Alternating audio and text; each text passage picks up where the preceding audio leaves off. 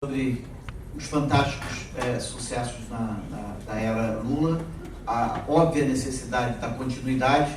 Vou falar de 5 desafios dessa continuidade, e aí eu vou tratar de desafios que talvez sejam mais eminentes e mais simples do que talvez você mexer na estrutura patrimonial da sociedade brasileira. Eu acho que se você conseguir mexer na estrutura patrimonial brasileira, certamente, se você mexer adequadamente, pode ser que ajude, mas tem uma série de outras coisas que são mais emergenciais, talvez, que você tenha que trabalhar. Então vou trabalhar um pouco nisso, talvez seja isso um ponto para a gente discutir um pouco em termos de sequência, se a gente começa dessas coisas ou se a gente começa do patrimônio. Bom, progresso social na era Lula é um negócio absolutamente fantástico, talvez uma das maneiras de mostrar exatamente, voltar para o índice de desenvolvimento humano que foi apresentado aqui. É o seguinte: esse aqui era o mapa do Brasil em 2000. Toda a parte vermelha é um índice de desenvolvimento humano abaixo de meio. Mais da metade dos municípios brasileiros em 2000 tinha um índice de desenvolvimento humano abaixo de meio, que é muito baixo. O que aconteceu em 10 anos? O Brasil saiu dessa situação para essa situação, aonde de 50% abaixo de meio, mudou para 0,5% abaixo de meio. Ou seja, em 10 anos, a gente dividiu por 100 a porcentagem, não foi por 10 não, foi por 100 a porcentagem de municípios abaixo de meio. Entendeu? O Brasil mudou disso para isso. Qualquer pessoa que fizer uma viagem pelo Nordeste brasileiro, que fez ela 10 anos atrás, fizer ela 10 anos agora, vai perceber que é um outro país completamente diferente. Tá certo? Então, isso daí é livro-texto em qualquer país do mundo, mostrando como que um país pode se desenvolver socialmente. O exemplo é o Brasil, e meio que esse mapa que em Nova York as Nações Unidas ficam mostrando para todo mundo lá como que você pode fazer as coisas. Por que isso aconteceu? Porque o Brasil passou por um processo incrível de crescimento inclusivo, ou seja, crescimento com grande redução da desigualdade. O Brasil tinha esse perfil de desigualdade até 2000, 2002, 2003. Na época Lula, essa desigualdade simplesmente fez isso. E aquelas bolinhas ali é um ano após o outro. Então não é que você de um ano para 10 anos depois você reduz a desigualdade. Você reduz a desigualdade todo ano. E nesses anos aqui você tem anos de crise mundial, você tem anos de crescimento, tem anos de estagnação, tem anos de recessão, você tem qualquer coisa. O que a gente passou foi um processo onde a gente reduziu desigualdade, aconteça o que acontecer. Quer dizer, o que o Brasil precisa seja lá qual seja a conjuntura internacional, nacional, restrição fiscal, etc., a gente tem que reduzir desigualdade todo ano, tá certo? Porque o nível é tão elevado que essa questão da redução da desigualdade está acima de qualquer outra questão. Então, você primeiro reduz a desigualdade, depois você conversa sobre o resto. Foi isso que foi feito durante esses 10 anos. Se você olhar já depois da era Lula, você já percebe uma redução na queda da desigualdade. A desigualdade começa a cair mais lentamente, talvez porque seja difícil manter aquela trajetória fantástica, talvez porque a gente não está tão preocupado com essa queda da desigualdade mais recentemente. Eu queria só rapidamente para mostrar para vocês, eu acho que tem várias maneiras de você mostrar que muitos poucos momentos na história humana alguém conseguiu fazer isso. E muitos poucos países jamais conseguiram fazer isso. Tá certo? Obviamente que países têm desigualdade muito menor do que o Brasil. Por quê? Porque eles passaram 100 anos reduzindo essa desigualdade. Mas fazer isso em 10 anos é muito raro você encontrar isso. Para dar uma ideia para vocês de quão difícil é fazer isso, tá certo? Eu usei esse gráfico aqui, que ele mostra o seguinte. Esse gráfico no eixo X aqui, né, no eixo horizontal, você tem os 10% mais pobres estão aqui, lá na outra ponta estão os 10% mais ricos. Isso aqui é a taxa de crescimento da renda do 10% mais pobre, e lá a taxa de crescimento dos 10% mais ricos. Tá? Esse aqui é o 10% mais pobre, esse aqui é o 10% mais rico. Tá? Isso é alguma coisa que aconteceu ano após ano. Por que esse gráfico é impressionante? Esse gráfico é impressionante o seguinte, ele diz o seguinte, que o pobre estava crescendo a 6,5% ao ano. Todo ano a renda per capita do pobre, né, os 10% mais pobres aqui, 20 milhões de pessoas. Essas 20 milhões de pessoas, elas viam uma taxa de crescimento todo ano de 6,5%. Enquanto que o rico via uma taxa, rico quer dizer os 20 milhões mais ricos no Brasil, que provavelmente, talvez quase todos nós estejamos lá, crescia a uma taxa de 2% ao ano. O que quer dizer isso? O rico via o pobre crescendo a uma taxa 3 vezes mais rápida que a dele. Tá certo? É como você estiver numa estrada qualquer dessa e você estiver a 50 km por hora e vê um cara atrás de você vindo a 150 km por hora. Tá certo? Você acha que você tem a impressão de que o cara vai te ultrapassar, ou pelo menos que ele vai chegar em você. Tá certo? A questão toda é a seguinte: a curiosidade sobre desigualdade é que não tem redução na desigualdade sem desigualdade na taxa de crescimento. Tá certo? Para eu reduzir a desigualdade, eu preciso que o pobre cresça mais rápido do que o rico. Bom, mas foi isso que a gente fez. Só tem que... Algumas pessoas pensam que a gente exagerou na dose, porque fazer o pobre crescer 3 vezes mais rápido que o rico, tá certo? O rico aqui, ele está crescendo mais ou menos a metade da média. Então ele está vendo o seguinte, ele está lá andando e vendo a média caminhar na direção dele a uma velocidade maior do que a velocidade que ele mesmo está andando. Tá certo? E vendo o pobre vindo a velocidade 3 vezes maior. Tá certo? O problema do Brasil, obviamente, é que a distância entre o rico para ver o pobre, ele precisa subir no espaço, pegar aquele telescópio que está lá em órbita para olhar para ver se ele vê o pobre. Então a distância é tão grande que o cara fala, tudo bem, o cara vem a uma velocidade fantástica, mas ele está tão longe que, não vai chegar. Tá certo? Então, esse é o ponto em que a gente vai discutir mais na frente, tá certo? Mas a questão é a seguinte, você está num país em que o pobre avança 3 vezes mais rápido que o rico. Tá? Mas só para você ter uma ideia de quão impressionante é isso, a gente fez um gráfico aqui que é o seguinte: todos os países do mundo nesse eixo horizontal. Tá? Isso aqui é uma parada militar, só tem que a altura do país tá certo? Os mais baixinhos aqui, os mais altos lá, só tem que os baixinhos é a taxa de crescimento da renda per capita. Tá? O Haiti, por exemplo, vai estar aqui com uma taxa de menos alguma coisa. Tá? Então, aqui estão os países, aqui é o zero, isso quer dizer que 10 países do mundo tiveram uma taxa de crescimento negativa e 90% tiveram uma taxa de crescimento positivo. O fato da China estar lá, quer dizer que a China é um dos países que mais cresce no mundo e cresce 10% per capita ao ano. Tá certo? Se você botar os 10% mais pobres brasileiros, o 10% mais pobre brasileiro está aqui, ó.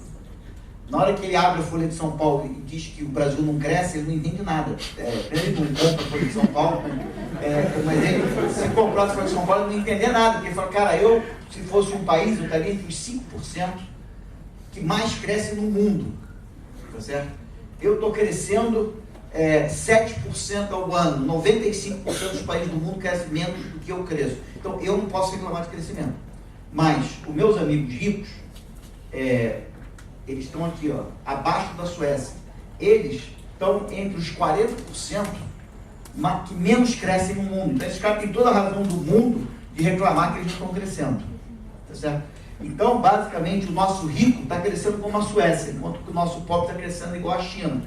Os nossos ricos estão vendo os nossos pobres se aproximarem deles na mesma velocidade que a Suécia, os suecos veem os chineses se aproximando deles em termos de renda per capita. Obviamente que a desigualdade entre a China e os outros países está diminuindo, e é evidente que a desigualdade no Brasil está diminuindo. Mas por isso eu estou querendo mostrar para vocês que é muito difícil você pensar numa redução mais acelerada com essa. A única maneira de você reduzir a desigualdade no Brasil da maneira mais acelerada seria pegar você tem que aumentar a distância entre essas duas bolinhas. A distância dessas duas bolinhas é a velocidade como se reduz a desigualdade. Você reduz a desigualdade na medida em que o pobre cresce mais rápido que o rico. Para você reduzir mais rápido, você tem que abrir mais essa bolinha. Só tem que entre essa bolinha e a outra bolinha tem 60% da população mundial.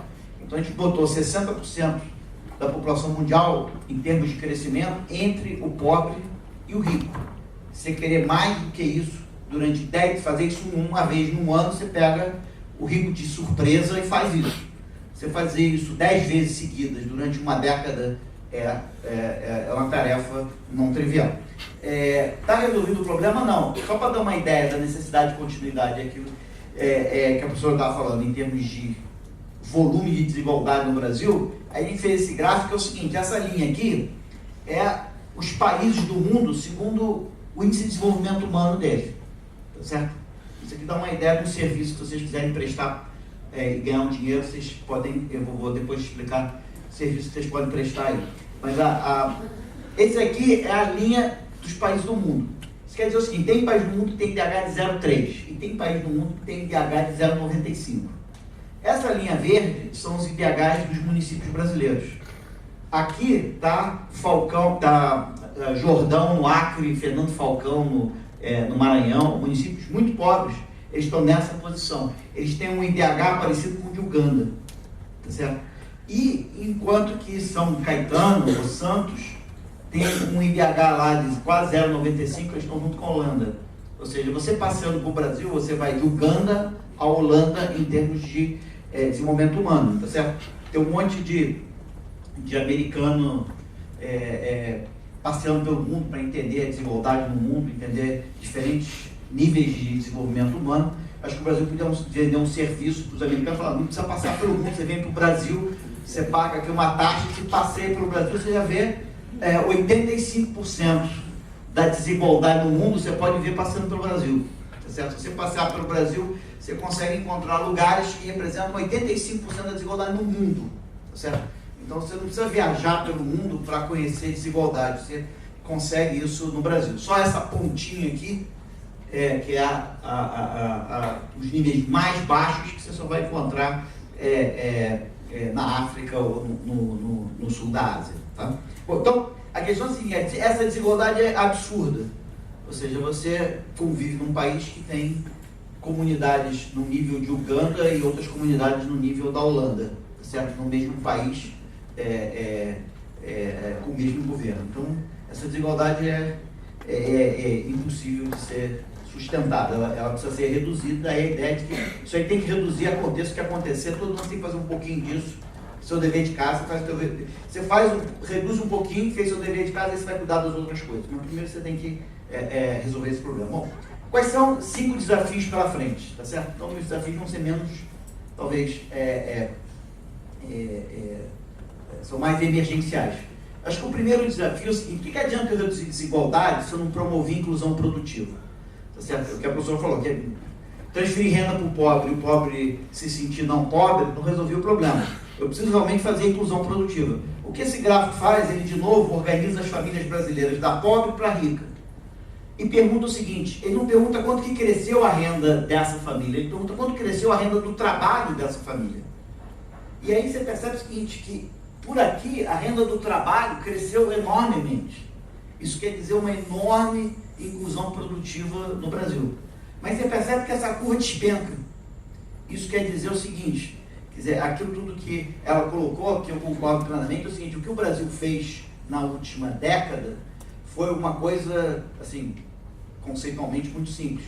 O Brasil era uma sociedade que tinha uma locomotiva, que a gente pode discutir se era boa ou ruim, e um vagãozinho que andava com a locomotiva. Eu tive a palavra vagãozinho. E tinha 9 vagões desencarrilhados olhando para a locomotiva andar para lá, andar para cá. Eles nem participavam muito da brincadeira, nem se beneficiavam muito da brincadeira. Eles estavam só olhando o que estava acontecendo e eventualmente trabalhava lá para a locomotiva andar para lá e para cá. Tá certo? Não sabia o que estava acontecendo. O que o Brasil fez foi, na verdade, pegar esses vagãozinhos e botar no trilho e engatar na locomotiva. Tá certo? E da mesma maneira, quando você abre uma economia, você tem um ganho de troca, você dá um salto, na hora que você pegou esses vagões que estavam desencarrilhados e conectou no carro-chefe da economia brasileira, esses caras deram um impulso, tá certo? Foi esse impulso. Isso aqui é a formalização e o emprego desse povo com um aumento do salário mínimo, tá certo? Então, esses caras se conectaram na economia brasileira. O que vai faltar agora? Não adianta nada eu me conectar numa economia mundial que está estagnada, tá certo? Não adianta nada eu me conectar a uma economia brasileira, o pobre agora está conectado, tem um emprego formal, mas a economia não cresce, o salário do cara não vai crescer, tá certo? Então agora que esse povo está conectado, eu tenho que pisar no acelerador da locomotiva, tá certo? Antes da locomotiva eu podia até andar devagar, porque eu estava botando o cara no trilho, estava pensando muito rápido, eu podia não conseguir fazer esse é sempre bom ela estar andando rápido, mas se ela estiver andando devagar no momento que eu estou arrumando a casa, tudo bem. Mas daqui para frente, não. Agora, o erro vai ser acelerar a locomotiva e falar assim, está todo mundo conectado. Não está. Eu tenho um grupo aqui que não se conectou. Eu tenho uns 5% da população brasileira que eu ainda tenho que fazer um trabalho de inclusão produtiva para esses caras, tá certo? E daí a ideia do Brasil Sem Miséria é exatamente conectar esse último vagãozinho que ainda está desconectado, tá certo? Então, o primeiro desafio é não esquecer o último vagão, tá certo? O trabalho de conectar a sociedade brasileira com o núcleo da economia brasileira não está completo. Tem que, senão você vai sair correndo e esquecer esses caras. Eles não vão nem pesar tanto assim na desigualdade, mas vão ser esquecidos, tá?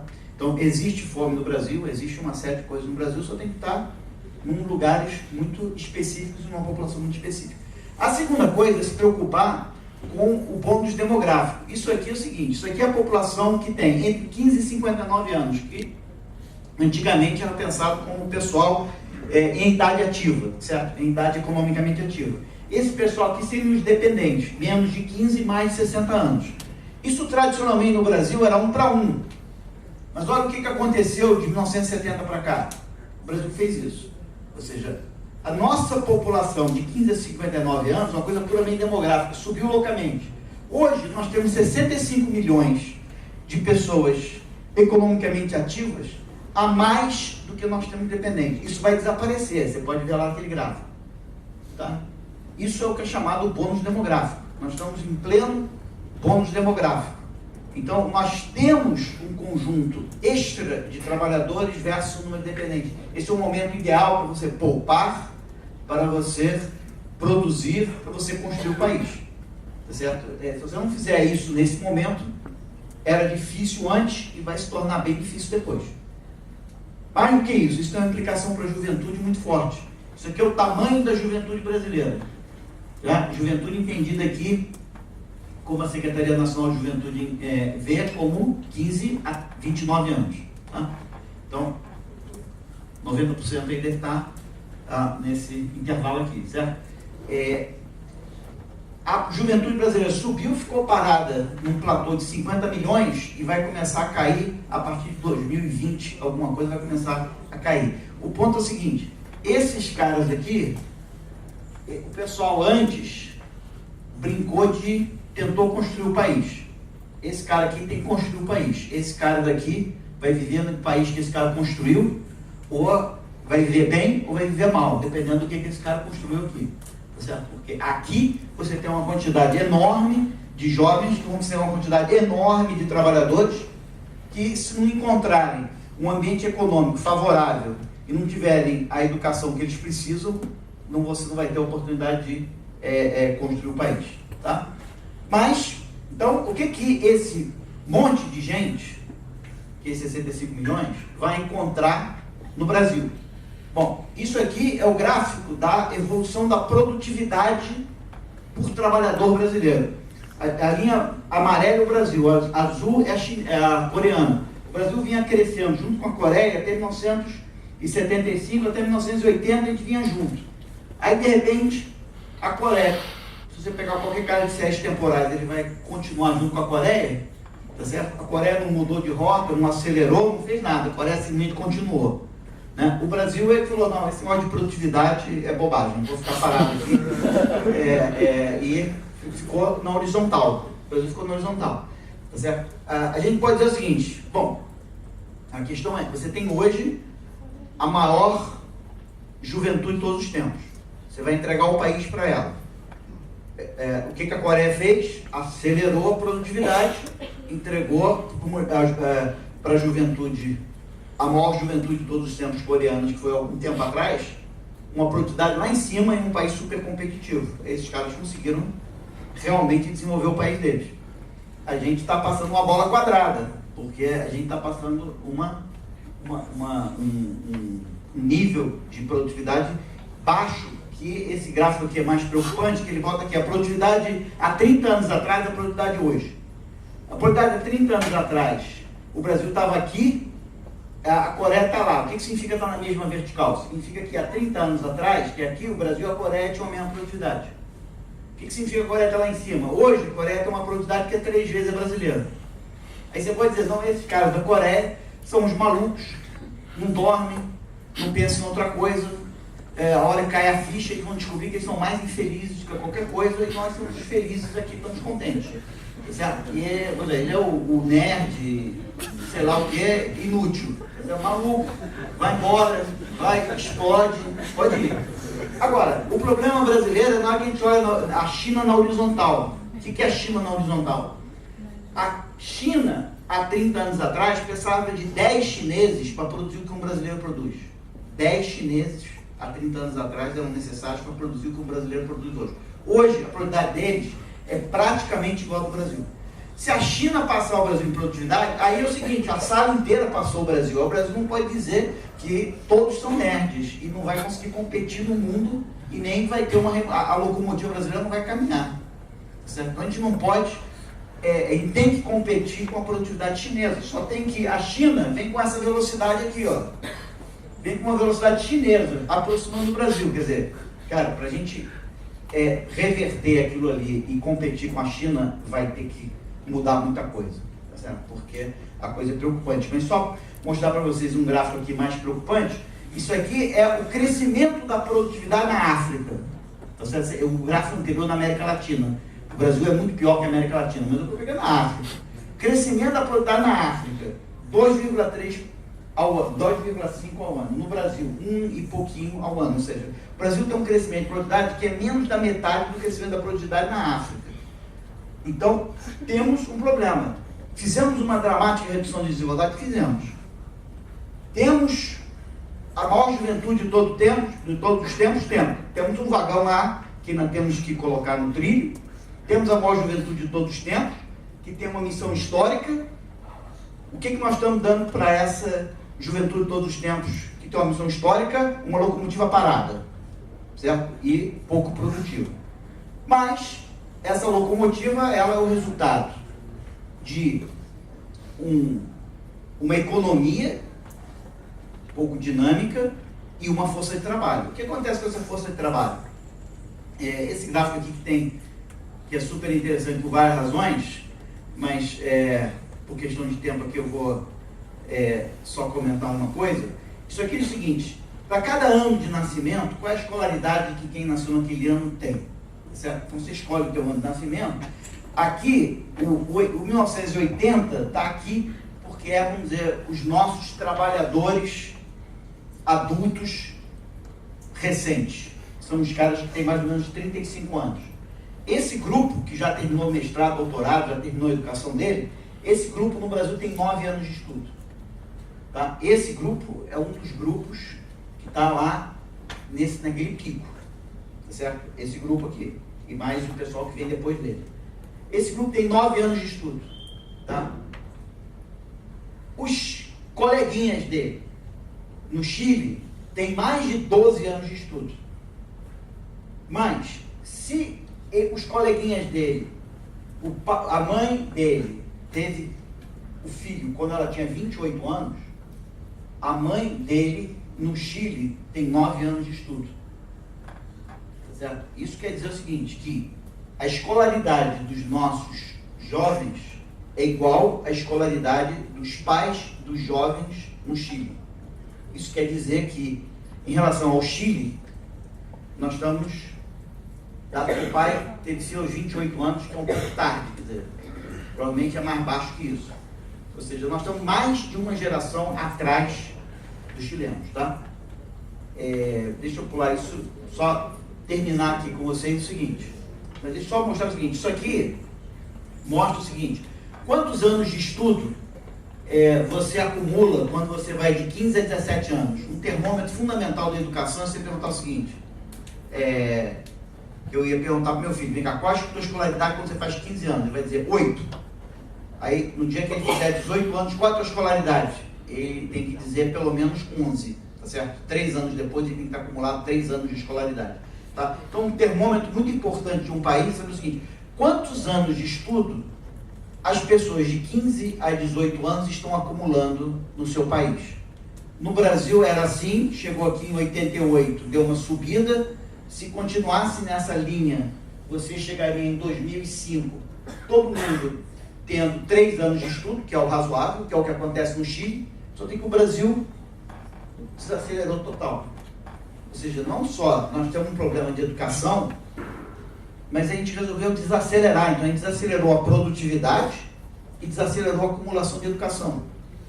E temos a maior juventude de todos os tempos. Então nós vamos dar a maior juventude de todos os tempos, uma educação limitada e uma economia que a produtividade não avança. Então eu acho que nós temos um problema de avançar em educação a uma velocidade fantástica, que nós não estamos fazendo, não cumprimos nenhuma meta de educação que o Brasil traçou, nenhuma, tá certo? Quer dizer, cumprimos a meta de gasto, a gente não cumpre de resultado como de gasto. Exceto as metas do primeiro ciclo do fundamental, e temos uma produtividade ridícula. Para completar a missão para vocês, isso aqui é o envelhecimento da população brasileira. Isso aqui era qual a porcentagem de pessoas que tinha mais de 70 anos no Brasil.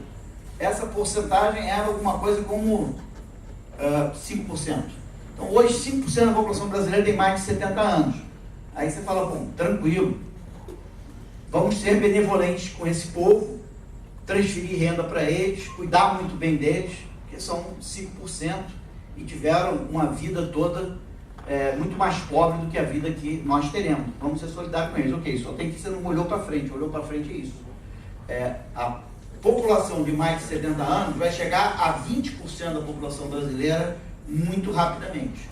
Tá certo? Então, a porcentagem de idosos vai quadruplicar. E qual o problema brasileiro?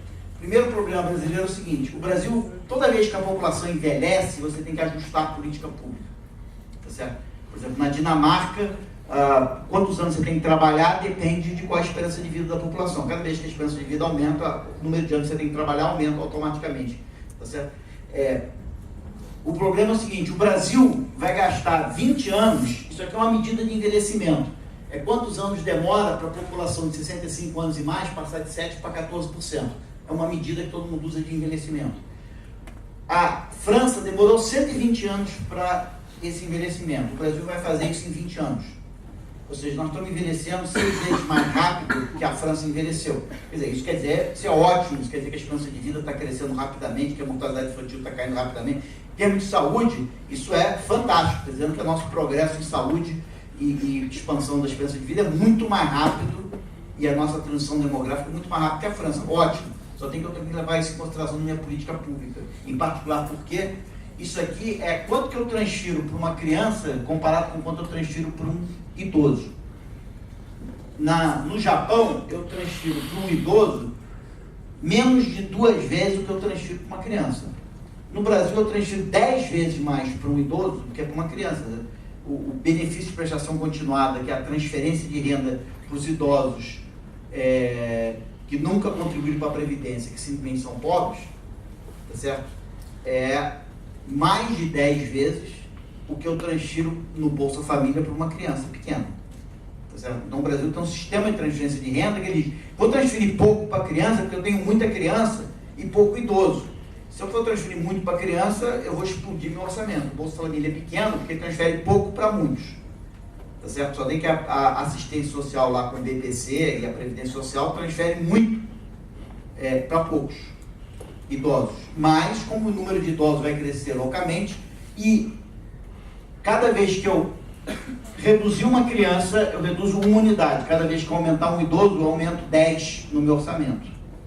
Então, eu tenho um problema com o envelhecimento